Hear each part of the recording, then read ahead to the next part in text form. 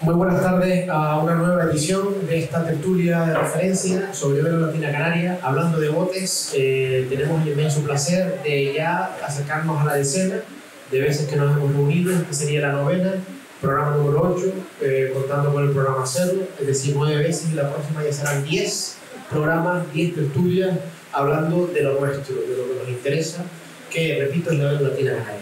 Hoy tenemos varios invitados de muchos botes, invitados todos ellos de excepción. También tenemos la presencia de cargos de la federación, o sea que hoy va a ser un día de tertulia bastante nutrido. Así que, en primer lugar, me gustaría agradecer nuevamente a Nube de Oro, a Producciones Nube de Oro, que es con la dirección de Ravelo, que nos lleva estas imágenes que todos ustedes podrán disfrutar a través de YouTube. La última de las ediciones de este programa tuvo casi 200 visualizaciones y subiendo, lo que quiere decir que estas tertulias están funcionando y funcionando bien. Y estamos seguros que para 2023 funcionarán todavía muchísimo mejor, gracias a la acogida que nos dan en la Casa de la Orden del Cantón Canario, a la cual le transmitimos nuestra sincera agradecimiento. Buenas tardes, Juanín. Buenas tardes. Hoy vamos a comenzar la tertulia con una idea fenomenal, que es hablar de la Vela Latina Canaria, pero desde una perspectiva más deportiva. Estamos acostumbrados a hablar de amura, de contramura, de palo, pero muchas veces, y estamos seguros que hay gente que nos sigue y que no tiene del todo claro de cada cosa. Así que hoy vamos a iniciarnos con una sección en donde vamos a hablar, para que la gente escuche, aprenda y disfrute, de puestos de Vela Latina Canaria. ¿Y por qué empezamos, Juanito, hoy? Bueno, en un principio esto nace porque la gente que veía, que nos veía, comentaba que muchos que no entienden de bote, que les gustaría saber, cuando hablamos de amura, qué significa, cuando hablamos de un escuadrero, por qué significa cada puesto, ¿no? Entonces, pues la idea es meterle un tiempito a esto y también de alguna manera ir explicando cada puesto cómo es, pues para la gente que lo ve vaya aprendiendo, vaya sabiendo de qué trata cada puesto, ¿no? Y hoy empezamos por la amura, ¿no? Y empezamos por la punta grande, ¿no? Claro. El bote tiene proa y popa, entonces en la proa está el mulero. La mura, sí, digamos que es la zona de proa, es donde se engancha la vela, hay dos ganchitos con los que se conoce de murera, y va enganchado al cabo donde va sujeta la palanca de la vela, y digamos que la figura del mulero va marcada en la proa y trata de desenganchar esa palanca en la maniobra y tirarla para atrás, y lo vuelve a la palanca otra vez y la vuelve a enganchar, siempre por la parte de barlovento. Tiene dos muleros, dos ganchos adelante, y enganchan uno desde una mulera, la más a barlovento, y después el puesto no queda ahí porque digamos que el mulero, la dificultad que tiene el mulero añadida es que una vez que se acaba la maniobra es el único que sigue currándose a la hora de que se la curran todos, ¿no? Porque lo van haciendo probando, pero en verdad también él va pues calcando el viento, ¿no? Es el que se encarga de llevar la tripulación, y eso lleva, digamos, un esfuerzo que muchas veces con mucho viento, con viento que se ha racheado, la verdad que la cartera lleva racheada arriba por el supercascado, ¿no? Es decir, entonces estamos hablando de, bueno, todos los puestos son importantes, lo hemos comentado en infinitud de ocasiones, pero claro, al final la amura no deja de ser un puesto de altísima responsabilidad, porque no cantar una rancha o cantar una rancha puede suponer la diferencia, no solamente en el desempeño de la navegación del bote, sino además en que te pueda coger en una posición bastante favorable y el bote pueda volcar. Sí, los puestos todos son importantes, está claro. El puesto que estamos hablando ahora de la amura, vamos a ver, es un puesto que de alguna manera lleva una responsabilidad importante, donde digamos, se fija todo el mundo en ti. En los botes pasa algo que cuando vas en un puesto, muchas veces los fallos o las fallos, normalmente lo ves rápido toda la gente que está en el bote, todos los tripulantes, los compañeros y el patrón te llama la atención, pero cuando hay algo que hace bien, prácticamente no lo ve nadie. O sea, lo ves que está el orgullo ahí, o las buenas maniobras. Y la mura, sin embargo, es un puesto que demanda el saber, el tener conocimiento del viento, el saber moverse adelante, cómo manejar la situación. Yo creo que en estos últimos tiempos ha ido desapareciendo esto, ¿no? Los conocimientos de cada puesto, y en la mula se nota mucho, la técnica ha bajado un montón.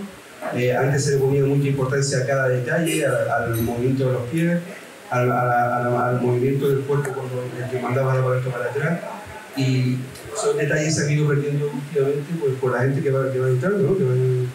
que se van... Hombre, es evidente que si nosotros, por ejemplo, yo me inicio hoy en la latina, por ejemplo, ¿no? Está claro que a la mula no voy a ir, digamos, es un puesto que requiere experimentación, pero el otro día tú comentabas un aspecto importante, una de esas maniobras propias de un mulero que se ha perdido, que es coger cuartel. El cuartel es más del contramulero. El cuartel va más en el campo del contramulero, que el mulero puede coger cuartel en un momento dado. El cuartel siempre ha sido una maniobra de contramulero. Lo que pasa es que dentro de la maniobra que se hace en la mula, antiguamente, o sea, normalmente antes, tú le mandabas la palanca para detrás, el contramulero se ponía contigo, el contramulero antes no había par, iba abajo, donde se picaba, y cuando pasaba la palanca, se cambiaban los dos, la esperaba la palanca, y el contramulero te cogía el cuartel, y con ese cuartel te apoyaba, y después ya se quedaba cogiendo cuartel pues para sacar bote. ¿Qué es lo que pasa? Que ahora, con el stage de prueba, y como funciona, los muleros prefieren más que solo le cogen el stage de prueba. O sea, entonces la figura del cuartel ha ido desapareciendo. Y ya es que muchas veces no se coge, que fue lo que se explicó el otro día con el caso de Guanche, Que no cae el bote. que cuando cae el bote, porque es que el contramulero no sabe en el momento que coge el cuartel. A eso es lo que me refería con el desaparecimiento, con que se desaparezca este tipo de conocimiento, ¿no? Había algo. Yo creo que eso es cuestión de los patrones, lo de que se haya perdido los cuarteles de Navidad, no tiene nada que ver, de opinión, ¿no? Sobre el mulero ni el contramulero. Yo creo que esos son, hay patrones, los patrones de hoy en día, la mayoría que vienen del club y la que vienen iniciándose ahora nuevo, son patrones que no les gustan el patrón del cuartel. Y yo creo que es más por cuestión del patrón que no del mulero. Sí, lo cierto es que precisamente yo he visto casos en los que me han dicho cuando yo la contramura no cogen el cuartel, sí, en el último tiempo. Aquí tenemos, por ejemplo, bueno, tenemos el gusto de presentarles a Johnny Artínez y a José Ramírez, que son tripulantes del Villa de Agüimes, tándem mulero y contramulero, tándem de prueba que tan importante Juanín siempre nos ha comentado. ¿Qué quieres decir? Nada, buenas noches ante todo. Bueno, rompiendo una lanza a favor de correr el cuartel. Por lo menos nosotros, el patrón, como tú comentabas, sí, tiene la voz cantante en ese sentido, en plan, oye, suéltame el cuartel ya o no, pero por ejemplo, eso lo decidimos entre él y yo. Por ejemplo, nosotros estamos acostumbrados a que yo siempre le cojo cuartel, porque a él le favorece ese, digamos, aparte de tirar del style, hago las dos cosas. Tirar del style, cojo el cuartel. Mucho viento, mantengo más el cuartel. Poco viento, suelto rápido el cuartel. Pero la ayuda es a meter la línea abajo. Me ayuda bastante. Y está claro que si por ejemplo tienes un escotero, es más rápido lo que sea, y ya te calza un poco la escota, la mula no la mete. Entonces, ese cuartel, quiera o no, te da un pequeño chance, ¿no? Te da un apoyo para que al mulero le facilite que te dé más la vela abajo, ¿no? Nada, solo nada que decir, es lo que digo a ellos, que a mí siempre cuando digo a la mujer con mucho viento, por ejemplo, me gusta que me cojan el cuartel por eso, porque calza muy rápido las cosas y al inflarse la vela, pues algunas se me levantan, ¿no? Y si me da un poquito más de facilidad, digamos, eso es lo claro. Pues yo me he enseñado que coja el cuartel siempre. Marco. Bueno, yo también quería presentar al ejemplo Corumbeña, una debilidad de nuestro para lo bueno y para lo malo. Ahora está haciendo labores actuales, lleva años a la flota, pero también fue mundial del deporte. Y yo soy un partidario del cuartel ha muerto. Me parece que sí o sí hay que tener un cuartel, por mi punto de vista. Y es un arte que hay que saber también utilizar, pero hay que utilizarlo. Y la pregunta es, ¿por qué no quieren los patrones que se cojan? No es que yo diga que los patrones no quieren que se cojan. Yo digo que muchos patrones de hoy en día, y ustedes pusieron de ejemplo a Guanqui, quieren exigir que se suelte el cuartel para meter las cosas, para salir rápido, no como antes, el cuartel se mantenía un poco más. Yo lo sabe perfectamente que es mujer, y si yo el mujer prefiere que le cojan el cuartel, no le cojan el cuartel, y es una cosa que más o menos es muy bien. Pero no el patrón, ¿no? La cosa que se queda allí, ya tierra ya se le va a olvidar, de aquí a la otra vida se le olvidará, ¿sabes?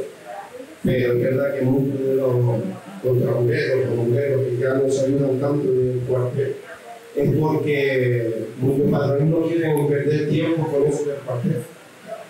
Pero eso no significa, hablamos antes yo me expresé mal, no quiere decir que los mujeres le digan a los contramujeros que no le cojan cuartel. El cuartel siempre ayuda.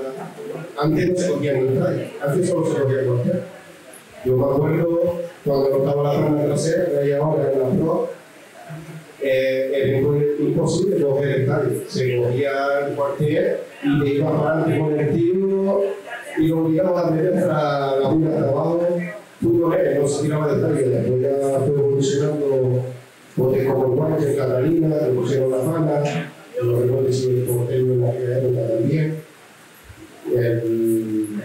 el antiguo puerto de la luz efectiva, también fue uno de los primeros, que empezó a poner apanitos y ya ellos eran los punteros, empezaban a tirar el detalle, y claro, los botes que estaban por debajo, deportivamente, pues empezamos a seguir lo que hacían los que estaban arriba. Y eso es lo que quiere decir que un tripulante no coge cuartel, porque el mujer no coge cuartel porque el patrón no tiene que coger cuartel. Muy raramente el mujer que te dice que no coge cuartel. Además, yo creo que es uno de ellos, que yo creo que tiene la capacidad de meter la mujer si quiere coger el cuartel con cualquier tipo de pero es poco mujer que meta la vela solo con el detalle. Un buen jalón de style en el momento adecuado también es muy importante. También es cierto que cuando no se coge el cuartel tienes una capacidad de hacer fuerza por la posición en la que se suele tirar el style frente a no coger el cuartel. Recordemos que sería una posición frontal, otra posición trasera. Es cierto que hay gente que incluso es capaz de apoyarse en algunos momentos con el palo cuando en condiciones de mucho viento, pero precisamente una de las cosas que yo he aprendido de ti es que el jalón correcto en el momento preciso de metida de mula es muy importante también. Hombre, claro, porque está tirando del palo para abajo, pero aquí lo decía el compañero José, que también depende del escotero que lleve, y después de la competitividad del bote, es un bote competitivo que es de lo que siempre está arriba y quieren hacerlo todo muy rápido y el escotero a veces ni se fija si ya yo ni la tiene la boca ni abajo ni nada, ya empieza a meter una, dos, tres y le da igual si el palo está jalado o no. Él sabe cuál es su función y entiende que esos botes ya el que va a cobrar sabe que el escotero no va a pelear por él y el que va a cobrar sabe que el pan y las cosas no van a pelear por él. Y bueno, sí, tirando el salto del día 1, pero es un bote de los que está arriba, competitivo. Sí, bueno, hasta el día de hoy sí, más o menos. Salimos a navegar y tratamos de hacer lo mejor que podemos y gracias a Dios estamos ahí. Pero lo que tú dices, yo soy de la época esta moderna, ¿no? Que no soy de antaño, como de antes. Y todo tiene un cúmulo de cosas, ¿no? Yo voy a la prueba y si la palanca no me llega antes y ya me están ganando el palo y me están cansando el cuadro, cuando yo cojo la palanca, ya la vela se me está inflando. Y ahí es cuando yo le digo al contramurero, cogerme cuartel, porque si no me coge el cuartel, la presión del viento, si hace mucho viento, esa presión puede conmigo, con mucho cuerpo que tenga yo, puede conmigo. Y si la mula se queda alta, después el patrón me jala la oreja. Pero bueno, seguro, si hay poquito viento, pues tampoco intentamos cogerlo mucho, sino poquito. Interesantísimo, Juanín. Aparte de los vientos que se ven, hay un viento que no se ve. Bueno, a mí me gustaría explicar para los que no saben, como dijimos al principio, de qué se trata el puesto de la mula, o sea, el era el hombre que estaba apuntalante.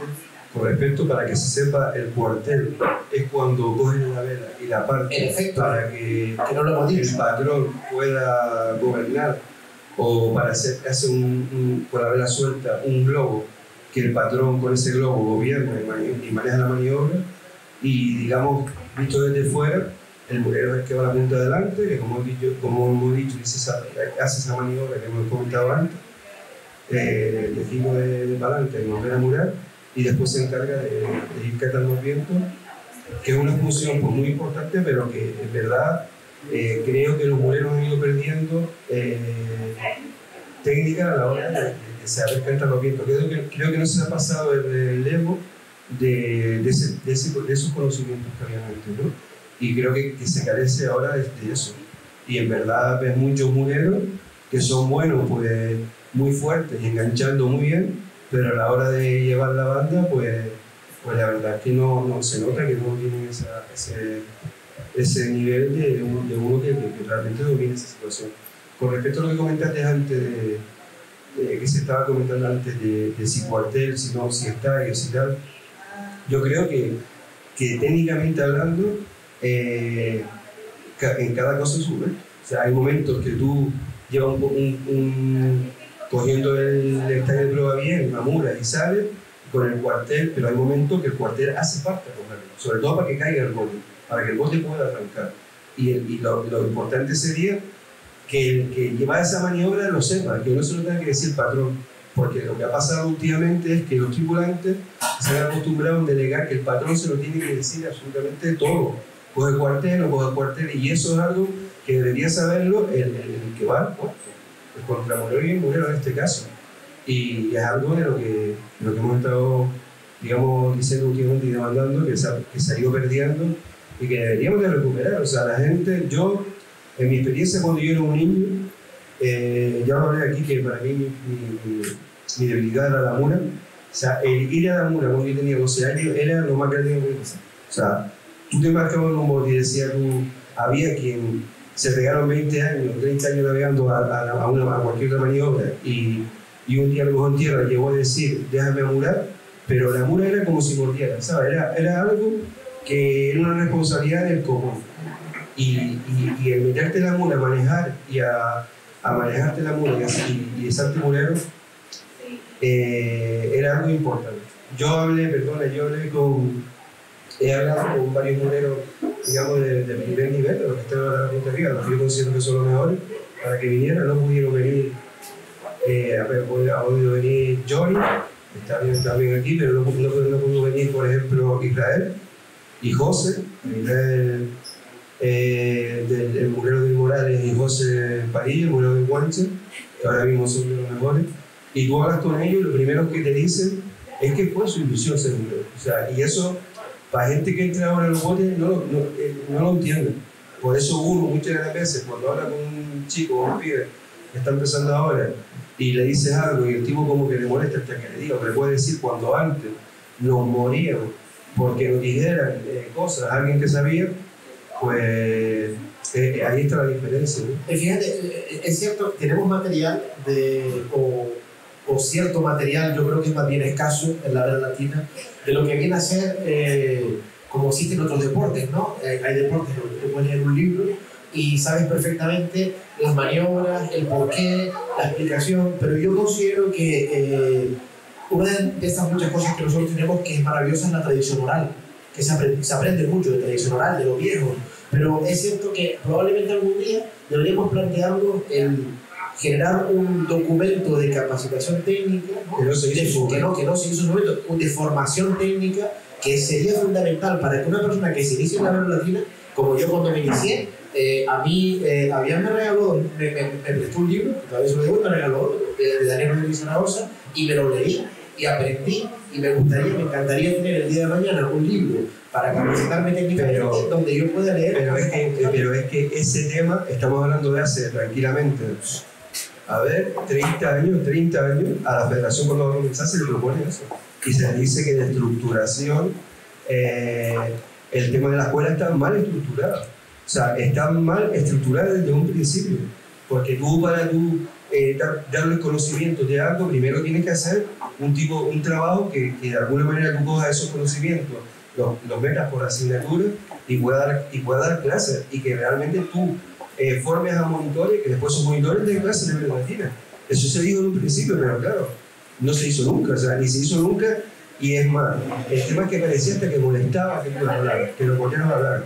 Que cuando tú comentas los problemas que puede haber con respecto a la federación, no lo dices por atacar a nadie, sino porque crees que es algo que deberían de haberlo reconducido. O sea, al contrario, cuando un portero te da una idea, lo que tendría es que traerlo para acá, meterlo contigo y decir, venga, vamos a hacer esto para adelante. Y eso no se hacía, no se hizo nunca, al contrario. Marco, tradicionalmente hay botes que se han encargado de ser escuela de vela latina, y francamente el Rodomundo es una escuela de vela latina, ha sacado cientos de tripulantes, les ha enseñado y aquí están, ¿no? Sí, es así. En todos los deportes hay clubes que optan a todos los premios que esperamos, y hay otros nichos más humildes que tenemos que mirar de gente nueva. Se la estoy viendo porque de gente nueva, lo formamos y después hay que cuidarlo y hay que atenderlo lo mejor posible y ofrecer sobre todo una visión de competición diferente para que se puedan quedar contigo e intenten crecer, ya no solo ellos, sino los botes con ellos en la competición y llegar a puntos delanteros y poder competir. Sí es cierto que nos ha tocado ahora ese papel, además, de cierta manera hasta ahora estamos encantados, ha sido siempre mi padre el primer comunicador chiquillo el sector, después pues la puerta del mundo nos ha unido con la universidad y hemos intentado pues si no que se queden con nosotros pero sí acercar a la comunidad universitaria lo que es nuestro deporte, o sea que llevamos en el ADN pues esa cara de desarrollo. Pero sí que es cierto que independientemente de todo eso, a mí me llama mucho la atención porque si nos ponemos a hablar punto a punto, pues vemos que podemos estar un ratito hablando. Y cómo durante el tiempo se evoluciona. Entonces yo les quería preguntar a ellos, en este sentido, cómo ha evolucionado o de qué forma ha evolucionado el puesto de mulero, si usted lo ha hecho, mayor o en menor medida, o no sé, ¿qué al respecto? Bueno, en un principio el murero, si tú miras de la historia, ¿no?, de los mureros, solía ser un tipo grande, un hombre alto, fuerte, porque antiguamente no tenían ni la pana de proa, o sea, no la pana, no tenían ni el salvavidas, el apoyo, ibas abajo, o sea, la muralla era, imagínate, ahora arriba, era punta abajo. O sea, muchas veces te tenías que meter en la serreta hasta el pie para ahogarte. Entonces, la maniobra de la mula era mucho más complicada. Y físicamente, Juan, es decir, eso requería que tenía que ser, además de una persona muy fuerte, una persona alta. Claro, tú te pones a mirar de los años 70 para atrás, y ahora también, ¿no? Porque ahora los hay fuertes, o sea, pero de los 70 para acá, casi todos los mureros, sobre todo mureros importantes, todos son altos y fuertes, todos, los mejores. Te vas a los viejos y a los nuevos, el Cabello, el Wally, o sea, todos los mureros que realmente tú veas que Adolfo, de esa época no, Adolfo viejo. No, y después también habían casos que empieza a llamar como la atención el tema del murero flaco, ¿no? Un murero que también entra dentro de eso. Pero yo, con respecto a lo que estábamos comentando antes, de la parte más técnica, hombre, ya que estamos aquí y siempre hablo de mi experiencia, bueno, Avian empieza en el número con nosotros, empieza con la contramula y Johnny también pues empieza conmigo en el Wii, o sea, prácticamente, y después me acuerdo que cuando Ale se va a estar a llevarme, me dice que le di una mano, me voy con él dos pruebas al Tara y a la segunda regata ya estaba yendo la mula sin haber ido nunca y se ha convertido en un mulero de primer nivel. O sea, yo creo que a mí me gustaría, ya que hemos hablado técnicamente, dar mi opinión como se la ha dado a ellos cuando han aprendido por un lado, ¿no? O sea, yo creo que en la mula es importante, parece una tontería, la colocación de los pies. ¿En qué sentido, Juan? En el sentido de que tú, entre menos te desplaces de la parte de adelante, mejor. Normalmente, si te das cuenta, la mayoría de los muleros, cuando tiran la palanca para atrás, se da la vuelta porque es el giro que hace la inercia. Y entonces te descoloca. Cuando llega la palanca, tienes que dar un paso para otra vez enganchar.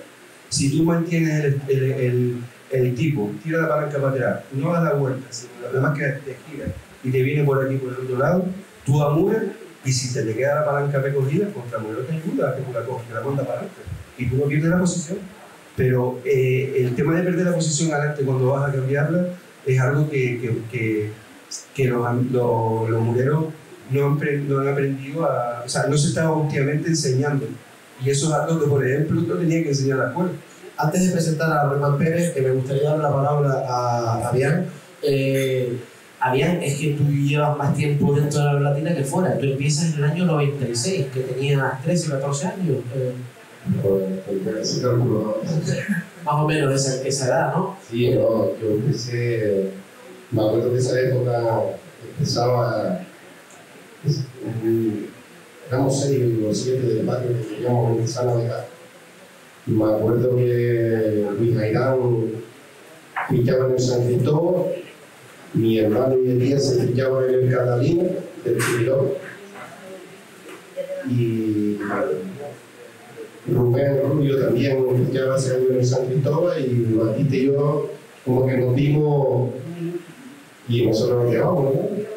Y hablamos con José Luis y me acuerdo de José Luis, no hay problema.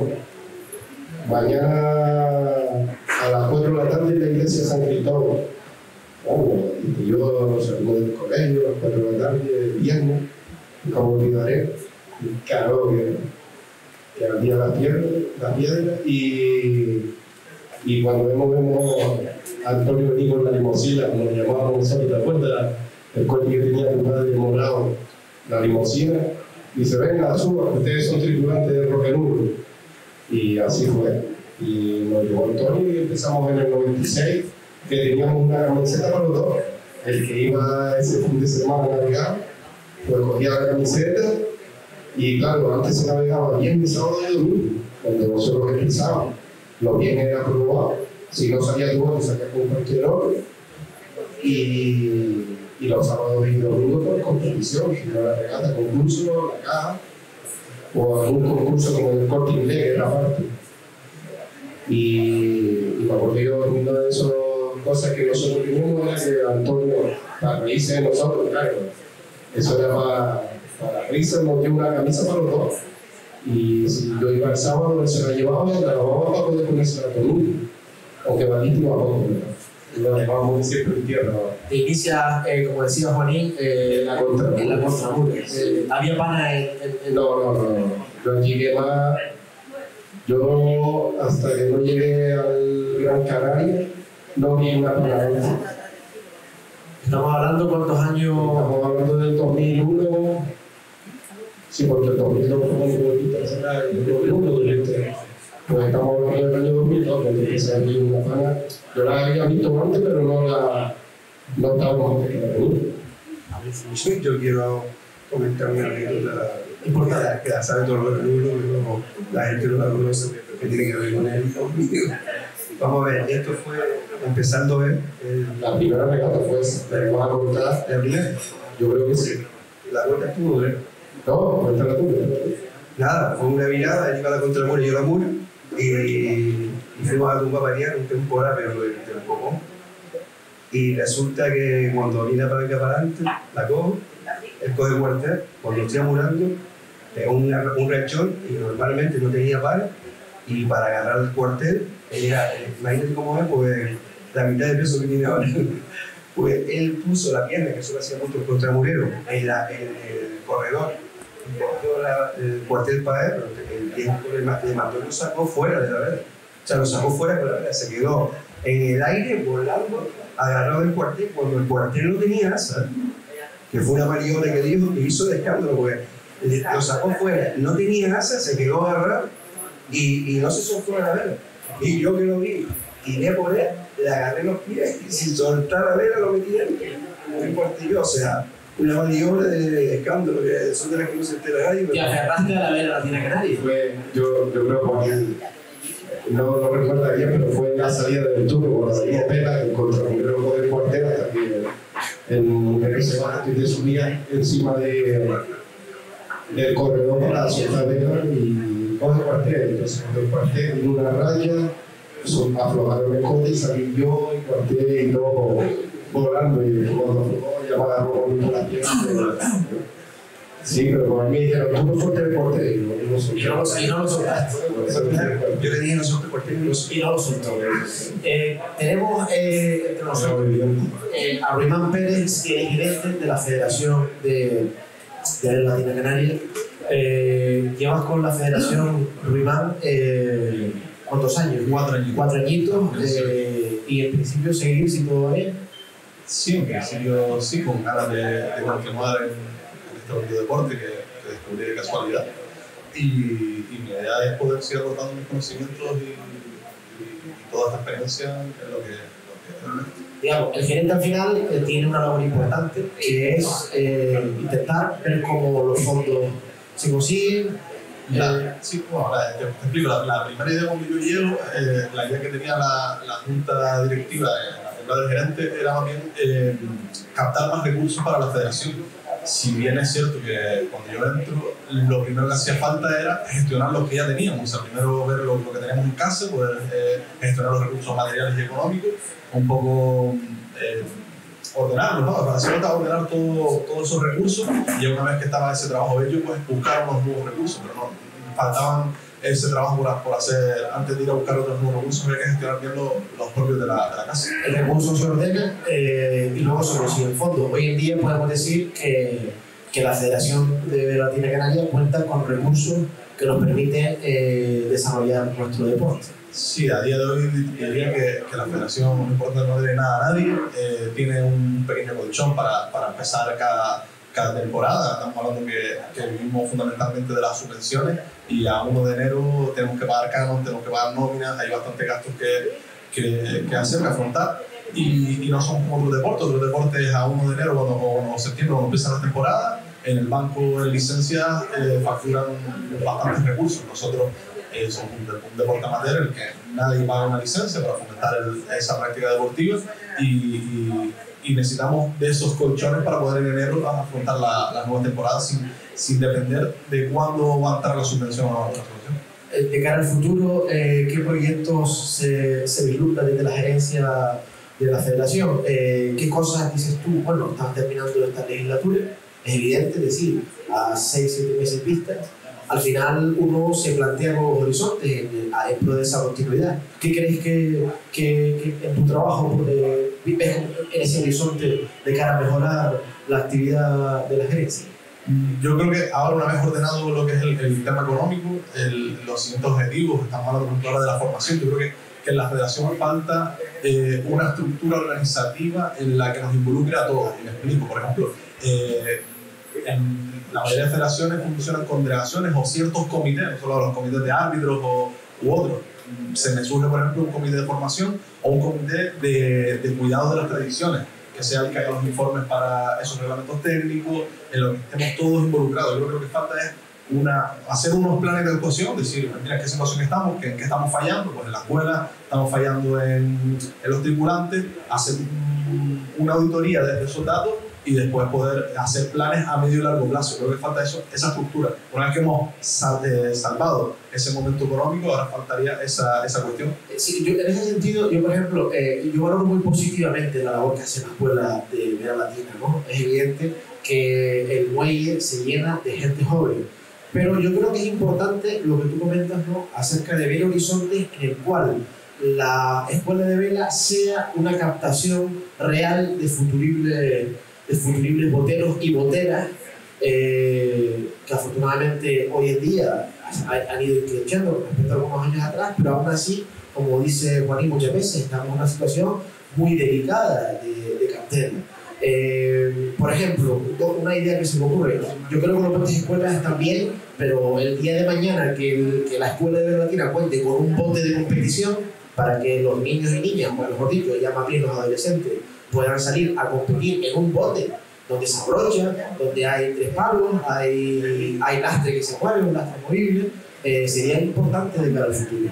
Sí, sería un paso vital, ¿no? Que exista ese bote de la escuela, que no tenga tanta presión, pero al final hablamos de un deporte de competición y es normal que la mayoría de los botes, a pesar de que hay botes que sí que fomenten ese aprendizaje, la gran mayoría lo que quiere es competir y obtener resultados. Sería ideal eso, que exista un bote de escuela en el que no se prime tanto el resultado, sino la formación. Yo creo que ese es uno de los pasos, ya no a largo plazo, sino que hacia corto y a medio plazo. Muy bien. Marco, ¿querías decir algo? Sí, yo quería aprovechar que está aquí Antonio. El pasado martes celebramos la asamblea que prepara de alguna forma todo el proceso electoral que se nos viene encima. Creo que, si no recuerdo mal, se celebraría la votación del presidente para el 18 de noviembre, viernes del 18 de noviembre, y me gustaría un poco explicar a la gente pues, cómo va a ser el proceso, qué fase tiene y si ya, bueno, hay que esperar a candidatos porque lo que hay ahora son rumores, pero que explicaras un poco cómo es el proceso de elección. Ahora el próximo martes aprobarán las elecciones, pasaría la Junta de Gobierno y el presidente a pasar en funciones, la Asamblea se disolvería. Nosotros tenemos un reglamento electoral que es del año 92, si no me equivoco, nos permite, hay una norma, un decreto de proceso de elecciones que es para ámbito general, para el resto de federaciones. Si bien a los juegos y deportes tradicionales nos permitió mantener nuestro propio régimen, nuestro propio reglamento. Nosotros seguimos con este reglamento que lo que permite es, bueno, las fases, lo que permite es primero a los clubes que han competido hasta octubre, dice que hacemos una foto fija del año electoral hasta octubre, los botes que han competido, los clubes, habla de clubes, un representante por cada club y un representante de los comités de árbitros. Estos son los miembros que formarían lo que es la asamblea.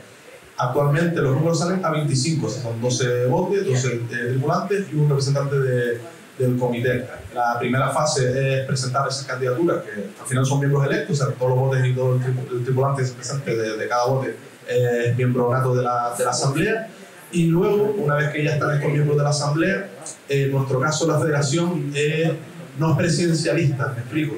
En otros deportes lo que se elige es el presidente y el presidente elige a su junta de gobierno. En nuestro caso no, en nuestro caso son planchas en las que se presenta conjuntamente el presidente con sus miembros de la junta de gobierno. Se abre un plazo para presentar estas planchas. Si se presenta más de uno, nos iremos a la votación, como dijo Marco, el viernes 18 de noviembre, y es la asamblea, esos 25 miembros, los que se encargarían de elegir a esa junta de gobierno. Interesante. Sí, yo quería, porque cuando comenzaste este camino en la federación, tú sabes que la gente había gente escéptica en cuanto al papel que ibas a desarrollar, porque esto es así. Yo, la verdad es que tengo que felicitarte públicamente porque llevas unos años de trabajo que creo que, con el punto de vista, es bastante bueno. Sabes que no hubo prácticamente con nada con lo que la Junta de Gobierno ha llevado, la deriva que ha llevado a este deporte, pero sí que es verdad que desde el punto de vista de tu trabajo de gerente, sí, estoy de acuerdo y te felicito. Mi pregunta es, ¿tu puesto está ligado directamente con la Junta de Gobierno que se pueda elegir o independientemente de esa Junta de Gobierno? Bueno, gracias por la felicitación. En mi caso yo estoy como un empleado más, como un personal de alta dirección, es decir, si la nueva Junta o la que entre, o sea, la nueva Junta si continúa el presidente actual o la que entre no quisiera contar conmigo, al final alta dirección con un trabajador cualquiera, pero la indemnización es menor, o sea, lo permite la normativa. En mi caso, o en el caso de la figura del gerente, es una figura que no reconoce los estatutos, pero sí reconoce la ley que regula a las federaciones deportivas, y entiendo que la figura de un gerente es vital en una federación en tanto en cuanto los miembros de la Junta de Gobierno, aunque la ley canaria ahora permite a los presidentes que estén remunerados por su función, la mayoría de federaciones, la mayoría de juntas de gobierno son personas que no reciben remuneración, que están de manera altruista y entran y salen. O sea, cada 4 años los problemas de las federaciones son esas transiciones cuando hay cambio de gobierno. la figura de un gerente que al final controla lo que es el tema económico, el tema administrativo, las obligaciones fiscales, contables, etc., que permanezca esa figura en una única persona, da igual el color que sea de la junta que entre, entiendo que es vital para hacer esas transiciones más fáciles y para no depender de eso cuando sale una junta de gobierno dentro de un nuevo que no sepa en qué situación está la federación y poder tener una foto de esa situación. Y comentabas antes que no conocías el deporte. ¿Qué te parece? Como después de tantos años, ¿qué sensación tienes? ¿Cómo describirías la vela latina a su mente? Hombre, para mí la vela latina es un deporte diferente y especial en el sentido de que el muelle tiene vida todos los días del año. En otros deportes, pues uno compite y un sábado, un domingo, un viernes y no vuelve a ver al otro equipo hasta casi pasados 6 meses, una segunda vuelta o una tercera vuelta, y en la vela latina es que lo podemos ver la semana siguiente en la misma instalación y ahí permanecen esos piques, esas rencillas, esas anécdotas, o sea, todo se magnifica más de lo común, o sea, no llevamos a casa todas esas cuestiones. Juanín. Bueno, vamos a ver, antes de comentarte una palabra que para mí, digamos, para mi opinión, es un puñal que en su momento se le clavó a este deporte, ¿no? Este elite que se denomina, porque es una cultura que solamente un deporte. Y es plancha. O sea, vamos a ver, yo me gustaría explicar que la historia de la vela latina, desde que comienza, los boteros y se buscaron la vida para que salieran para adelante, para que el espectáculo que se dio por la bahía durante un montón de años y que movió la ciudad durante un montón de años saliera cada semana. Que un patrón se encargaba de ir al juicio de lunes cuando había, que un patrón de un bote cualquiera, que el otro presidente se encargaba de poner su falúa propia para que si se trabó un bollo y se partía el palo saliera para adelante, que de alguna manera se buscaba la vida de cada bote para que esto saliera para adelante. Con el tema de la unificación de la que hablabas antes, y de cada ley que se monta y de plancha, pues comienza a haber un movimiento político que creo que le ha hecho un flaco favor al tema, a la cuestión de los botes, ¿por qué sí tiene que haber gente? Sí, que el tema ha evolucionado, sí, que tiene que haber una federación que tiene una directiva y presidenta, que la dirige los boteros. ¿Por qué no hay, digamos, desconformidad entre los que están llevando el tema de la federación? ¿Por qué tiene que ser una plancha que todo el mundo piensa con ese líder de la plancha?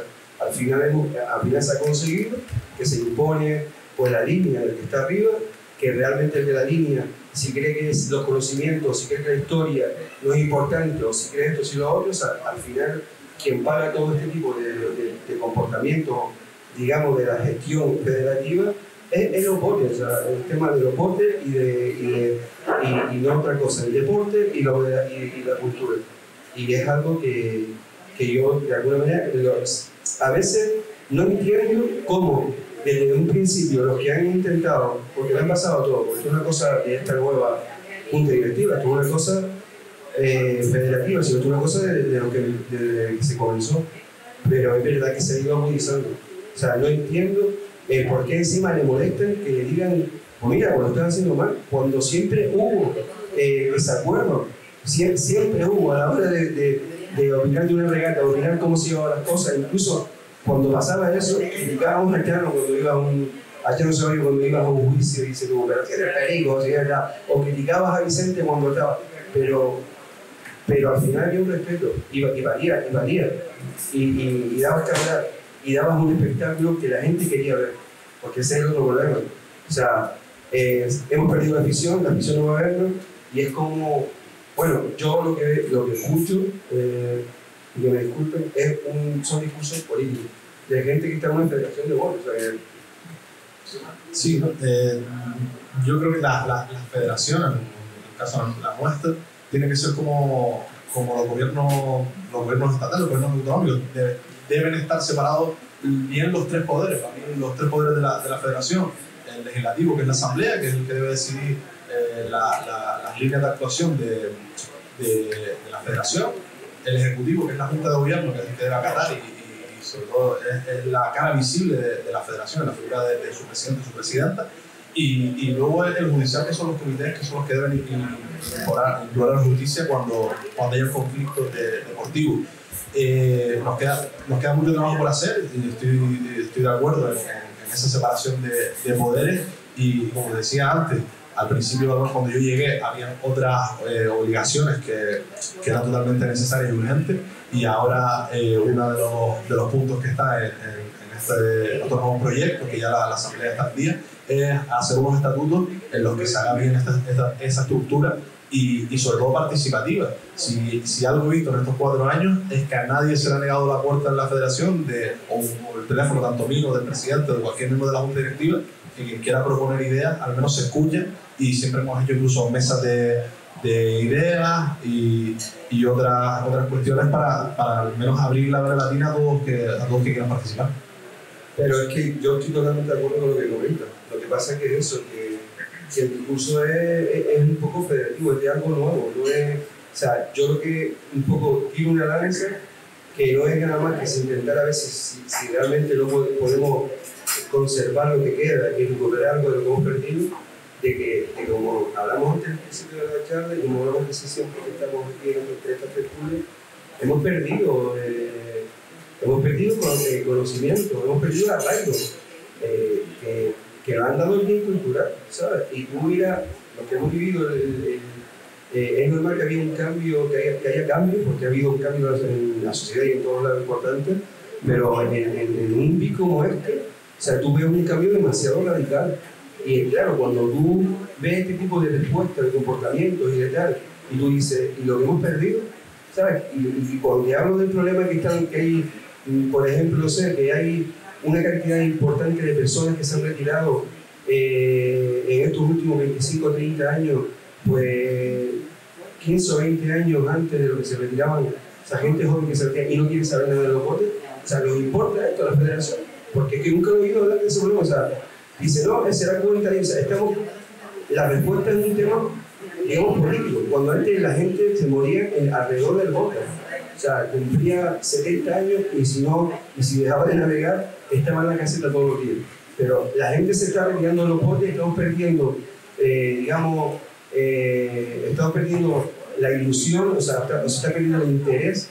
Y por otra parte también te quería felicitar porque es verdad que yo reconozco que es cuando mejor está la federación económicamente en todos los tiempos. Porque si se está comentando por ahí, o se comenta, que no sé por qué de verdad, porque estoy hablando de fuera, ¿no?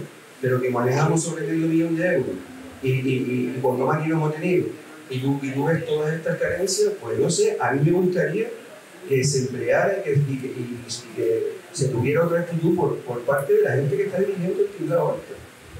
Sí, a ver, yo la verdad que llevo relativamente poco, llevo 4 años, ¿no? Pero lo que he podido leer, lo que he podido informar, ¿no? Que los botes al principio cuando nacen o cuando se nutren es de los propios barrios y hay una participación ahí activa en el asociacionismo y creo que en parte el análisis que igual la federación puede tener parte de culpa en los proyectos que hace o deja de hacer, pero creo que el problema de raíz radica en la participación de la gente de la veda latina, es que la ciudad y los barrios están cambiando, igual que le pasa a otros deportes, a los jóvenes con el contenido multimedia, o sea, estamos evolucionando y lo que tenemos que buscar es la fórmula para que la veda latina se adapte al momento actual, no solo de la ciudad, sino a las nuevas tecnologías, al de contenido, etc. O sea, yo entiendo que la veda latina antes estuvo en su pleno apogeo con más de 15 botes, incluso tener 20 botes en el LISA en su momento y con muchísimos tripulantes. Ahora tenemos buenas instalaciones de lujo para poder practicar la veda latina y sí que carecemos de participantes o gente que ya no quiere saber nada de la veda latina. Pero entiendo que es un trabajo que debemos hacer entre todos y un análisis entre todos para poder buscar la fórmula de atraer a toda esa gente joven que se mueve a la veda latina. Mira, Hernán, tú hace poco que empezaste con nosotros, ¿no? Yo llevo navegando los botes desde niño y solamente te voy a enseñar algo que yo viví, que a lo mejor lo digo, a ver qué te parece, o como estar hablando de un bote y se mira lo que ha pasado.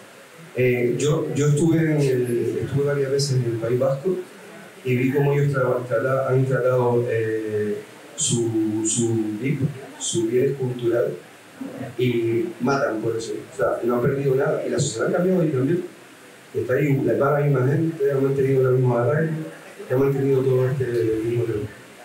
Yo te digo, vale, y esto no lo viví yo, porque yo lo viví cuando me contaban los viejos que lo que se movía en los botes en los años 30-40 era un verdadero espectáculo, un espectáculo del copón, ¿sabes? Que deberíamos de aprender para ver si podíamos trasladar algo a la gente joven, a la gente que entra. Y después, con respecto al tema de las escuelas, que ahora ya también en este proyecto que tiene nuestro rol, el rector,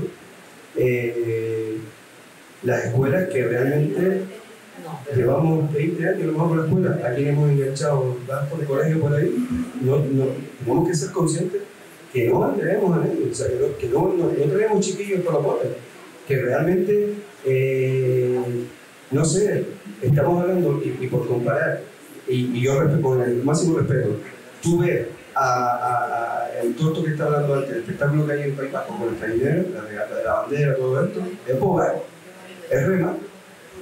Los botes se metían en tierra a 20 centímetros de la paja. ¿Por qué te crees que iba la gente? Porque no iba la cosa, como dicen, es mentira, cuando realmente estaban los botes navegados al principio del siglo, estaban los gallos, los caballos, estaban los furgos, estaba todo.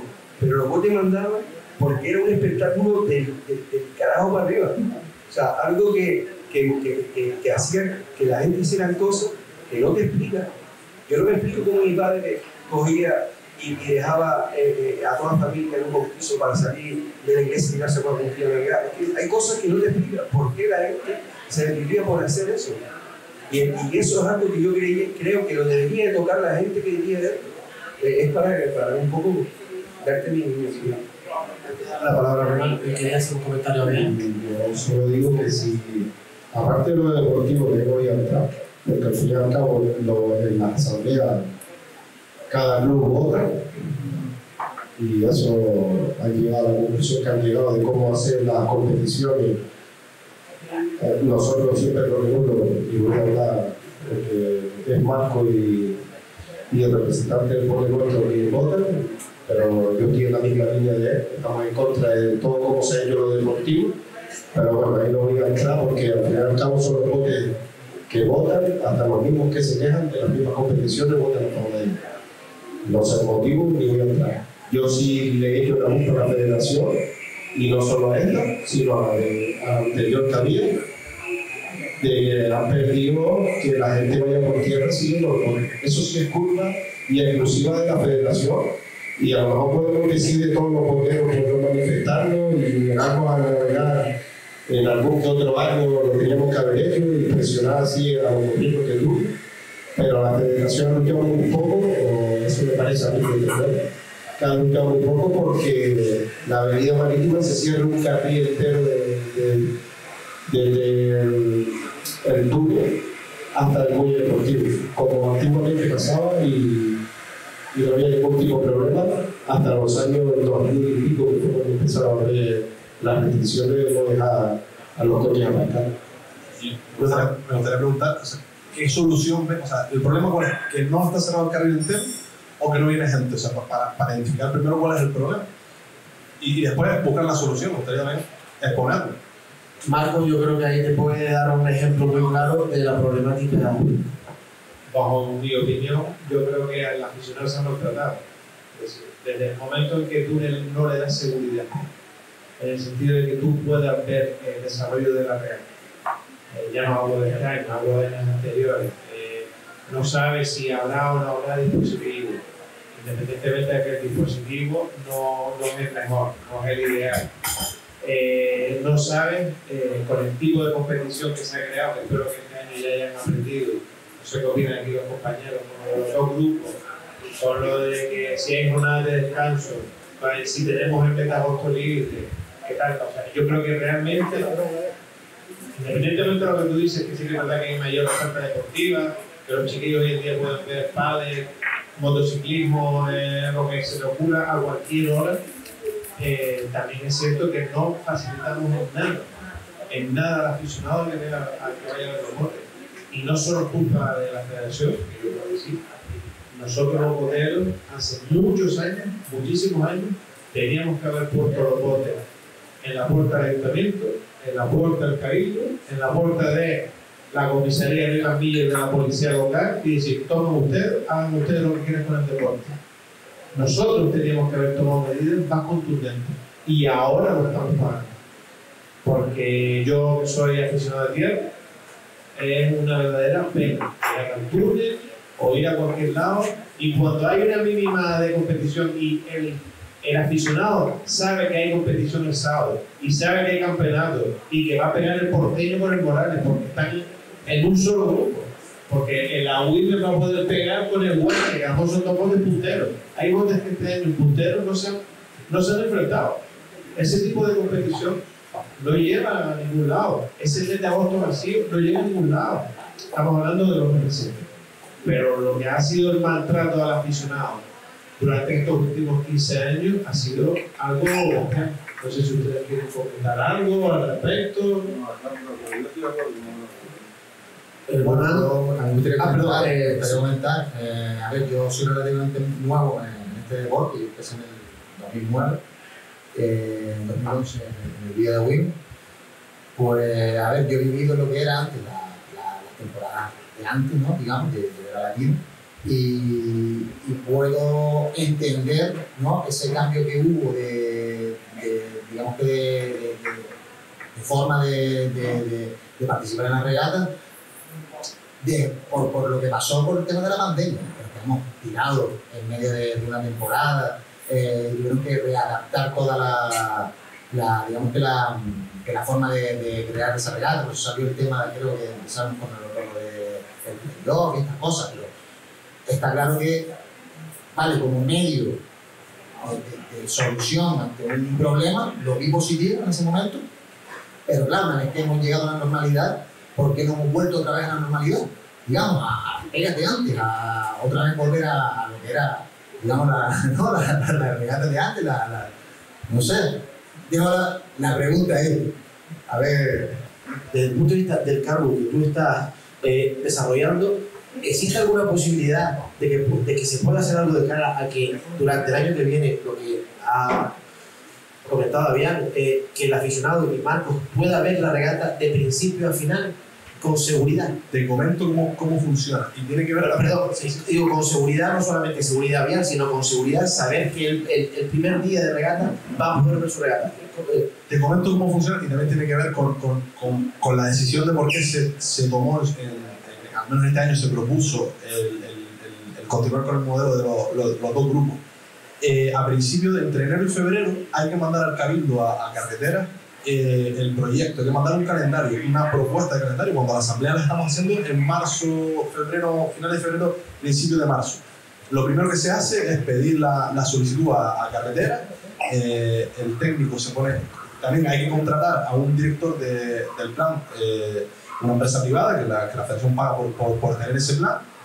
Se da permiso, los permisos suelen llegar casi, comienza la temporada y no está el permiso, porque ese permiso de carreteras luego pasa a movilidad del ayuntamiento, pasa a policía local, o sea, hay un triángulo de tres instituciones o tres ejes de esta coordinación del proyecto. Y este año incluso hubo algún momento de la temporada en el que el técnico del Cabildo solicitó nuevos requisitos y adaptar ese plan. O sea, no es algo que la federación diga, hoy no queremos hacer el plan de carreteras o queremos hacerlo por esta vía o por esta otra, que dependemos técnicamente primero de la empresa que hace el plan, segundo del técnico que lo aprueba y luego el visto bueno de movilidad del ayuntamiento y de la propia policía local.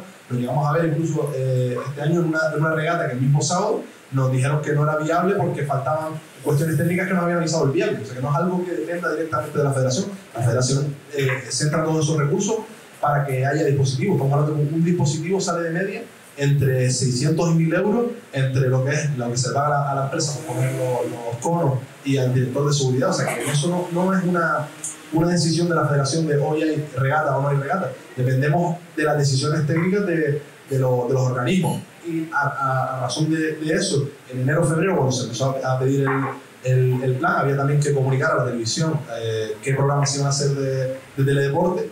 Y viendo la brevedad, se propuso, al no tener incluso la seguridad de si íbamos a tener un año atípico como el anterior. Saben, por ejemplo, los carnavales no se celebraron en las fechas típicas, no sabíamos si íbamos a continuar con restricciones, con no restricciones, y se decidió en ese momento. En la asamblea se habló y se puso ya en el reglamento de ejecución de regata que si el número de botes es inferior a 13, si no me equivoco, de 12, sí o sí la regata tiene que ser todos contra todos, que esto hemos aprendido, no es un camino de la federación, sino que fue un momento de gestión de la Junta de Gobierno y en mi figura también de qué hacer, porque hay que tomar decisiones en enero y vamos a contrarreloj.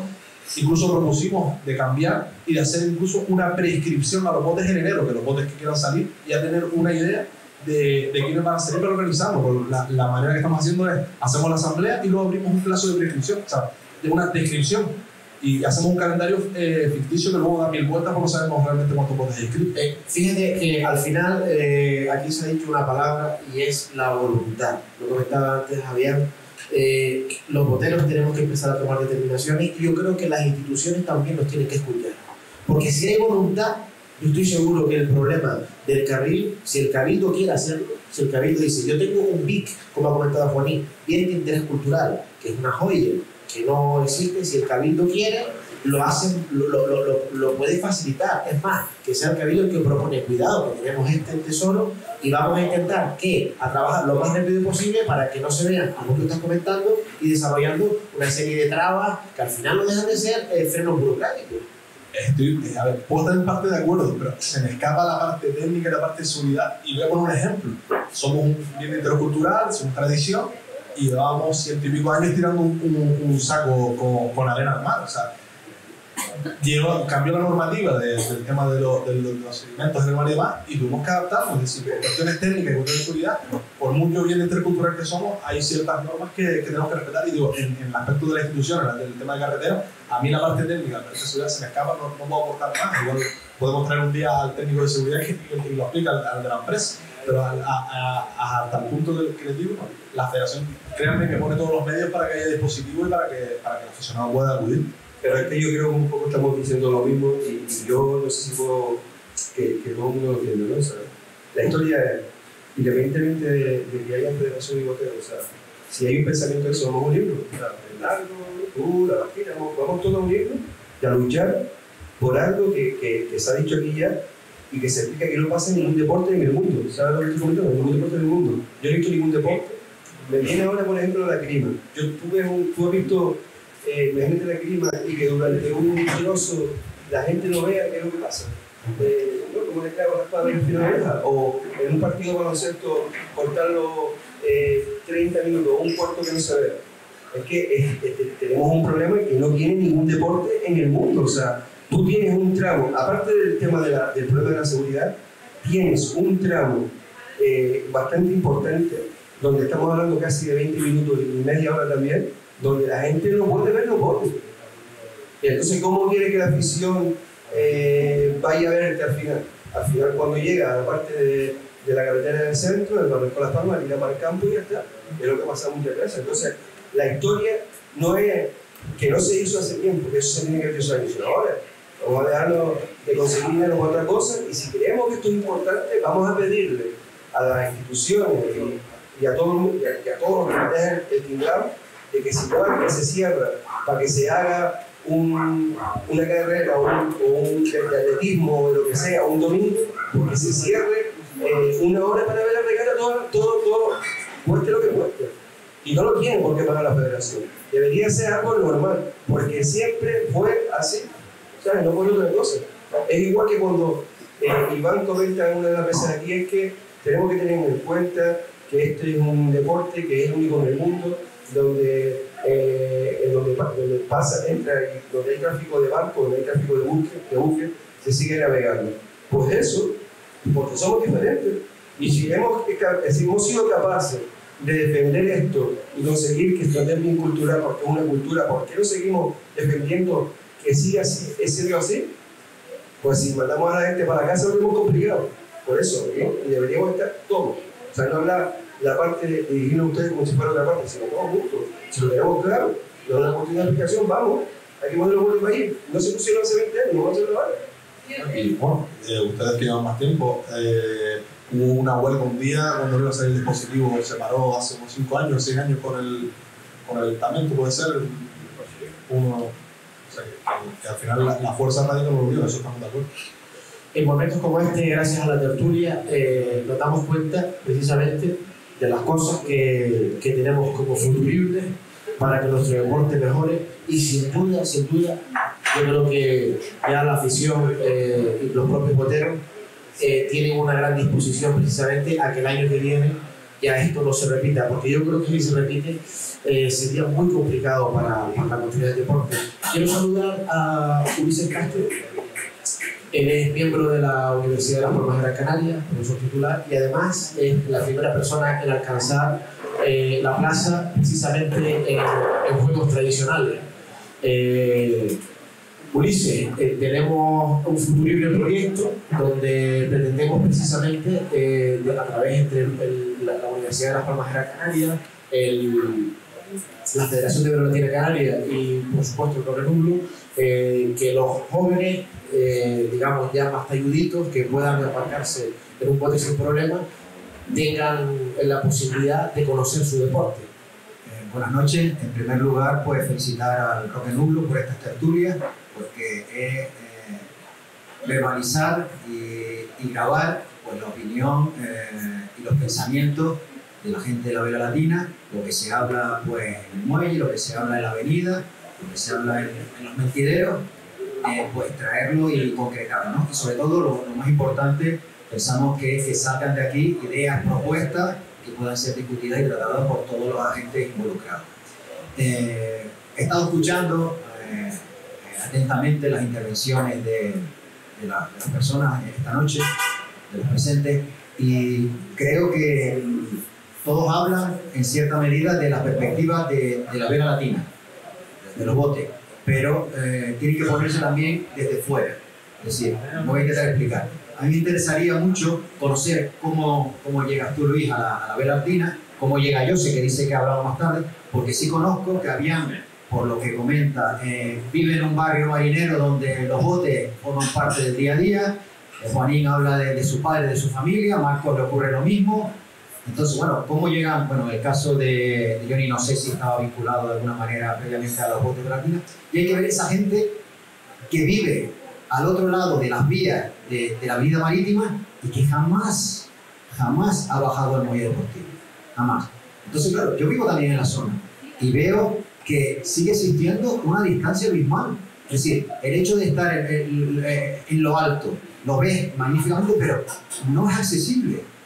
En la mentalidad del ciudadano de Las Palmas de Gran Canaria ve los botes como algo inaccesible.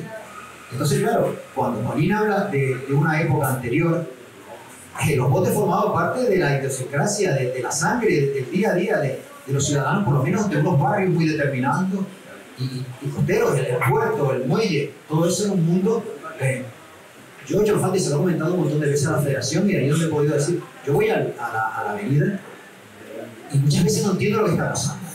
No entiendo lo que está pasando, es decir, lo que pasa de la situación de la regata. No conocemos la bote. Antes era una cosa normal, porque los niños iban con sus padres y había una transmisión generacional natural.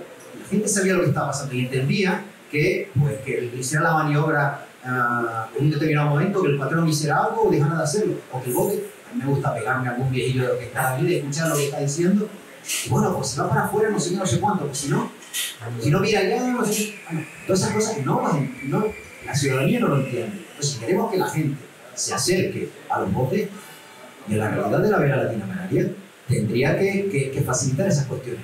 Las maneras, ustedes las saben y nosotros también podemos aportar en ese sentido.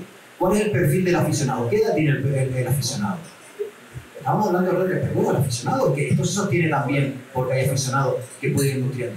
Lo que es cierto que si hay 20 años de escuela de Vela Latina y vamos a cuantificar cuántos han revertido realmente luego en los botes, han llegado a ser tripulantes de esos botes. Eso hay que valorar, entonces hay que, de cierta manera, esas auditorías de las que hablaba antes Román, vamos a tener datos y vamos a ver y evaluar las cosas que se hacen. Juanín, tú habías comentado en su momento que era más importante la Vela Latina que un partido de Las Palmas. O se puede decir que el partido de Las Palmas podía llegar incluso a colocarse no consiguiendo con la Vela Latina. Eso fue una realidad de un tiempo. Hoy en día no nos encontramos ante esa situación. De la gente joven, ¿quién conoce la Vela Latina? Es que no se pasó el testigo de lo que estamos hablando y que estaba comentando Ulises. O sea, realmente antes hubo un momento que que digamos que es un boom, es una cultura, es una forma de vivir. O sea, los botes lo vivían desde los carpinteros que lo hacían, los armadores que ponían el dinero, los tripulantes que digamos que empiezan a contratar, para que son los que entendían para hacer los botes, y después la propia afición quiere aprender a ir a un bote. Y es cuando nace el tripulante de criollo. Hay una historia importante que realmente en la base está que no se haya hecho un trabajo de que esto no se pierda, ¿no? O sea, es que es así. Yo me gustaría terminar como empezamos, ¿no? Y hoy comenzamos hablando de mujeres, ¿no? Y de la parte de pro. Y en verdad, como vamos a seguir hablando dentro de la historia, y es un problema que podemos ver todo el tiempo que queramos. Porque en verdad, como se hacía antiguamente, los botes se hablaban siempre, en todos lados, la barbería, en todos lados se hablaba de botes. Y me acuerdo yo de escuchar hablar a los viejos antes, cuando era un chiquillo, y hablar de regata hace 30 años, pero 5 o 6 veces. De por qué no quedas de aquí, por qué no quedas de allá. O sea, el tema lo vivían con una pasión que, como dije antes, es desconocedora y que de alguna manera se ha perdido, ¿no? Yo, si queremos acabar como empezamos con el tema de los modelos, ¿querías hacer más fuerza la vida? Siguiendo la guía del PIS, eso es lo que yo quería antes comentarle a uno de los representantes de la federación, que eso es lo que la federación, bajo mi punto de vista desde fuera, como botero, veo que lo rompe. Si pone usted hasta poner eso, quien sea, el técnico que sea, todo eso viene del ayuntamiento, del cabildo, no sé quién lleva eso. Toda la semana alguien de la federación allí quejándose. Toda la semana, lo pongan o no, que sepan que cada vez que no lo pongan va a haber un tío allí molestando. En eso, después lo que dice Eurice es lo más claro. Más publicidad, la Vela Latina con todas las redes sociales que hay hoy en día se dirige solo a los boteros. La publicidad que hace la Vela Latina es a los boteros. Fíjate, los me gusta que sigue la Federación de Vela Latina, que tiene cualquier cosa que pongo, solo son de boteros y algún familiar que otro que le da todo lo que el primo comparte. No lo sigue nadie que no tenga nada que ver con la vela, y es poca publicidad. En la televisión, poca publicidad. En la televisión autonómica, poca publicidad. Nada. Si aquí ya está, hoy en día, el ajedrez tiene más publicidad que los botes de Vela Latina aquí en Canarias. Y lo de la televisión autonómica es algo para hablar. Y eso es cosa de la federación, en gastarse dinero en eso y no. Igual también hay que hablar de los aciertos, y somos el único deporte que tenemos un programa de teledeporte a nivel nacional de 15 minutos donde tratan de vela latina, que hay otras modelos de vela que nos envidian, y eso lo paga la federación con bastante esfuerzo. Es decir, por coste, cada programa nos cuesta entre editar el dron y toda la productora 2.800 euros. O sea, y no va dirigido a boteros, va dirigido a toda la población a nivel nacional. Y estudios de impacto acerca. Contratamos un estudio de impacto que lo comparaban con lo que costaba poner una publicidad. El canal más parecido a deporte es el canal de golf, y hacían un baremo de lo que costaba poner una publicidad en gol con lo que sale en el programa, y tenía bastante repercusión. Se lo llamamos a entregar, creo que fue el año pasado, a los botes, y hay marcas que han llegado a los botes, nuevas marcas, patrocinadores, gracias a este programa. Y es dinero, es mucho dinero. Y hay que felicitar a la federación por eso, pero eso no significa que no haya que seguir, ¿va? Perdón, no, si estás confundido, y si no se presenta, que yo sé que tú eres parte de ella, no digo que. Pero también seguimos, en televisión Canarias se han retransmitido regatas, se han hecho, y no depende de nosotros. Nosotros, en mi caso, Juntas no trabaja en televisión Canarias. Yo no digo que lo que hagan ellos esté mal bien, yo digo una cosa, yo no opino como Juanín, yo creo que la Vela Latina ha evolucionado para más cómodo para los boteros, con las instalaciones nuevas que tenemos que son maravillosas. Que te digo que no de esta junta, te digo, y cuando digo de eso, digo de la federación, hablo de la federación en todas las décadas que quieras ponerle. No ha evolucionado en publicidad a atraer al público que no está acostumbrado, gente. Yo he estado en un bar tomando copas con amigos de Vélez, y tú también has estado, y gente que conocemos, y se puede ir, y se puede entrar, y tener que decir, eso es libre, ahí no se cobra por entrar, ¿sabes? No le llega a la gente, no hay invitación por parte de la federación, que al fin y al cabo es quien representa a todos los clubes, es la federación, ¿no? Es el representante institucional para todos, de los boteros. Pues yo no digo que todo ese programa está de cojones, y ojalá sigan y más, y no solo esas televisiones, pero no llegamos, no se han dado cuenta que no llegamos. No te viene gente nueva que diga, ay, es que yo voy en teledeporte y quiero probar. No conozco a nadie. No sé si aquí alguno de los compañeros conoce a alguien que haya dicho, no, que no vi en teledeporte y quiero ir a probarlo. Un programa que echa un jueves a las 3 de la tarde, ¿sabes? O a las 11 del mediodía. No sé. Es mi opinión. Tenemos que plantear entonces cuáles son las soluciones entre todos para que venga más gente. ¿No? Yo lo digo siempre, el marketing es muy importante. A lo mejor hay que contratar a alguien que sepa de marketing de verdad y se dedica a eso solo en la Vega Latina. A que sepa llegar a la gente. Que no sé quién es el que se encarga de eso, si es que hay alguien.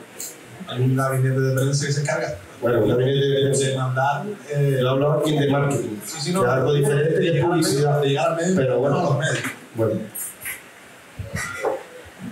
Señores y señores, antes de...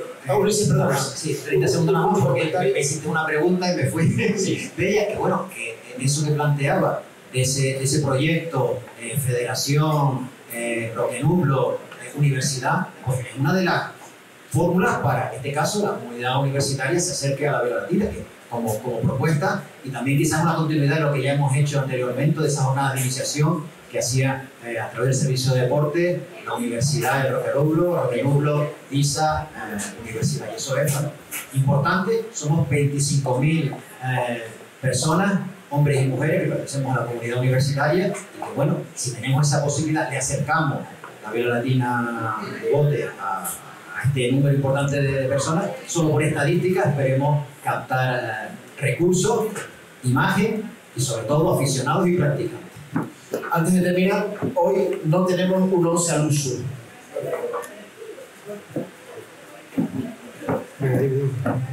Es que en un principio, en verdad, había una cuenta de anécdotas del Mulero y no hemos encontrado ninguna. Sí, estaba apuntado en el organigrama, pero es que se nos ha ido. Hasta lo del riso. No hemos hablado del riso. Esa pregunta me la hizo antes. Sí, habíamos pensado en hacerlo, pero desafortunadamente. Eso se puede explicar rápido y en vez de hacer 11, explicamos el riso. Nos faltan 20 minutos para que empiece la música y tiene que colocar los micros. Venga, vamos a ir rápido. Juanín, el rizo. ¿qué es el rizo? Bueno, el rizo, con respecto, vamos a explicarlo, con respecto a la mula, o sea, el tema de la mula. El rizo se recogía para que la vela, digamos, tener una vela más corta y aprovechar cuando había mucho viento, pues con una vela más pequeña, y cuando el viento soplaba, pues lo soltaba y tenía la vela más grande. En la proa del mulero, la maniobra que tiene que ser rizo, pues tú ibas cogiendo, o sea, iba toda recogida o guiada con unos jóvenes, con unos embergues que iban recogidos, que iban cogiendo, amarrándolo, y después tenía un trozo de palanca añadido que lo recogía, había dos modelos, había una que era roscada y después también se sacó una que era como con una villa que se acoplaba arriba el toco se llama eso. Eso se llama el toco. Pues en el mulero de la maniobra, porque la maniobra es un poco larga de explicar, pues el contramulero se bajaba y preparaba todo lo que era la parte de adelante, cortando todas las sogas, los cabos que le iban uniendo toda la vela, y todos los embergues que había lo iba cortando, dejaba todo libre, y cuando ya el bote iba a virar, se colocaba en la proa, en la mula, se colocaba en el hollado que quedaba libre, una mula nueva, o sea, la mula que estaba de repuesto, pues la colocabas abajo, le dabas, cuando había un artista haciendo esto, o sea, había quien cuando viraba, venía, que era lo normal, te quitaban la mula, la colocaban y te paraban, iba para adelante, y iba y abonaba. Pero bueno, había artistas, por ejemplo, el que nombró antes, que es uno de los modelos que más me gusta a mí, que era Ronfu, que tiraba la palanca para atrás, hay unos cuantos, pero que hacen esto, que tiraba la palanca para atrás, sacaba con la misma la mula que estaba arriba, y ya estaba la de abajo. Y cuando venía para adelante ni paraba, lo colocaba para adelante y seguía con la de abajo. Que no necesitaban dos amuletos de cota, sino el mismo con lo que... No, amarraba abajo, lo que pasa es que no le hacía falta ni parar la palanca. Con el mismo gesto que tiraba la palanca para atrás, sacaba la mula. Y cuando venía para adelante, pues la mulaba. El piso se llama vuelta a tierra. Normalmente la vuelta a tierra, o sea, cuando ibas para afuera, la preparabas para la vuelta a tierra, soltar rizo. Juanín, hay que hacer un homenaje a la historia y a los grandes mureros históricos, grandes mureros de botes actuales, pero que no, que esas personas ya no navegan porque ya no están entre nosotros o por alguna razón. Un gran murero del porteño. El pelón, sin duda. Creo que el pelón. De Minerva. De mi modelo tenía unos cuantos, pero. Eligiendo uno. Antonio Rubio, Puerto Como Morales. Arístide. San Cristóbal. Vamos a poner uno, a Juan Miller o Vicente. Rocanulo. Rocanulo de la historia, uno solo. Uno solo. Complicado, pero. Voy a poner el primero que tuvo Rocanulo, a Carmelo Martín. Carmelito Martín. ¿El portuario? Al portuario voy a poner, también tiene unos cuantos buenos, pero voy a poner a David Quintana, que fue campeón. Guerra del Río. Guerra del Río tuvo buenos también, pero Pepe Trujillo, Puerto de la Luz Estiva. También el hermano Juan Lima, no viejo de los Trujillo. Vamos a irnos a algunos que no están de los botes históricos. Perico tenía un murero, hablando con respecto a antes, fue un murero que llamaba la atención primero. Porque cuando yo era un niño llamaba la atención porque muraba con 3 en la proa. Muraba, o sea, el perico era como una cuña.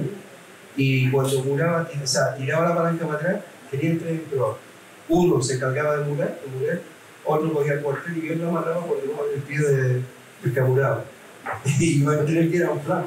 Realmente los mureros eran muy chicos, claro, como él no era muy alto, no había paga, como estoy diciendo, pues hacía esa maniobra. Y en verdad ellos llevaban un murero que era flaco, sí, era muy bueno.